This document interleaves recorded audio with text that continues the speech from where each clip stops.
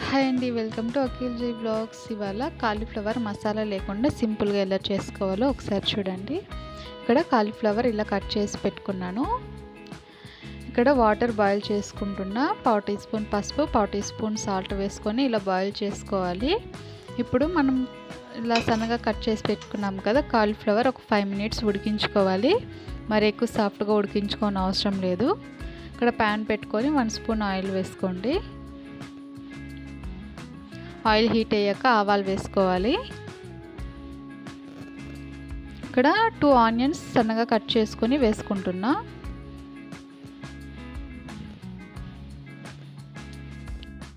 బాగా వేయించుకోవాలి.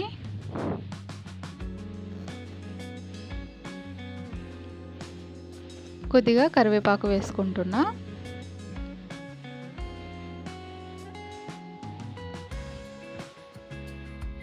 ఉల్లిపాయలు మీడియం ఫ్లేమ్లో పెట్టుకొని వేయించుకోండి.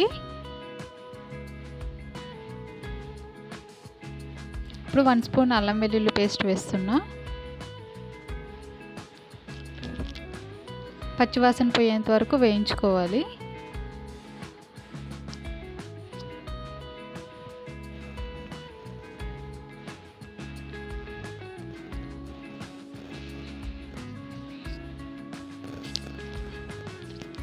ఇలా వేయించుకున్న తర్వాత 3 లేదా 4 టమాటాలు సన్నగా కట్ చేసుకొని వేసుకోండి.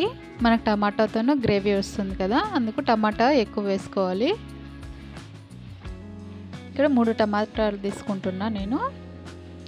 ఇలా బాగా ఉడికేంత వరకు ఉడికించుకోవాలి. ఇక్కడ పచ్చి బఠానీ వేస్తున్నా. మీకు ఇష్టం ఉంటే వేసుకోండి, నా దగ్గర కొన్ని ఉన్నాయని వేసుకుంటున్నా. ఇవి బాగా వేయించుకోండి. ఇక్కడ 1 స్పూన్ సాల్ట్ వేసుకున్నా, 1/4 టీ స్పూన్ పసుపు వేసుకున్నా, 2 స్పూన్స్ కారం వేసుకుంటున్నా, 1 స్పూన్ ధనియాల పౌడర్. ఇప్పుడు కాలీఫ్లవర్ మనం ఉడికించి పెట్టుకున్నాం కదా, అది హై ఫ్లేమ్లో పెట్టుకొని బాగా వేయించుకోవాలి.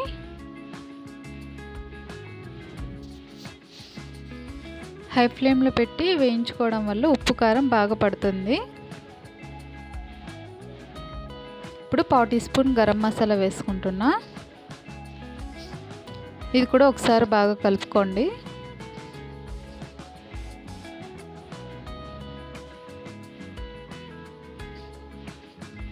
ఇక్కడ 1 గ్లాస్ వాటర్ వేసుకుంటున్నా.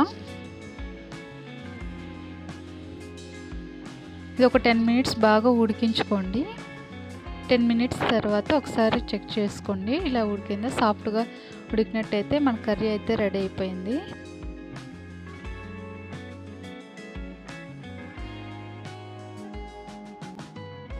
నేను ఇంకొక కర్రీ కొద్దిగా దగ్గర రావడానికి ఒక 2 మినిట్స్ అలా ఉడికించుకుంటున్నా.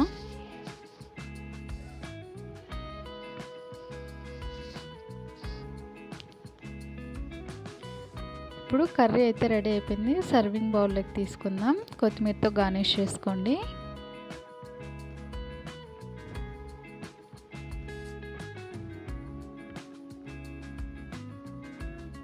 అంతేనండి, సింపుల్గా కాలీఫ్లవర్ కర్రీ రెడీ అయిపోయింది. ఎటువంటి మసాలా లేకుండా ఈజీగా చేసుకోవచ్చు. దీంట్లోకి వైట్ రైస్ అయినా చపాతీ అయినా బాగుంటుంది. అయితే నేను ఇక్కడ మార్నింగ్ బ్రేక్ఫాస్ట్కి చపాతీ చేస్తున్నా.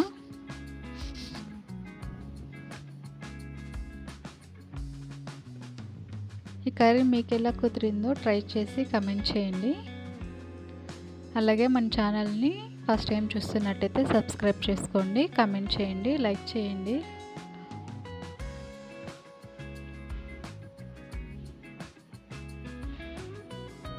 చపాతీలకే కాకుండా వైట్ రైస్లో కూడా బాగుంటుంది.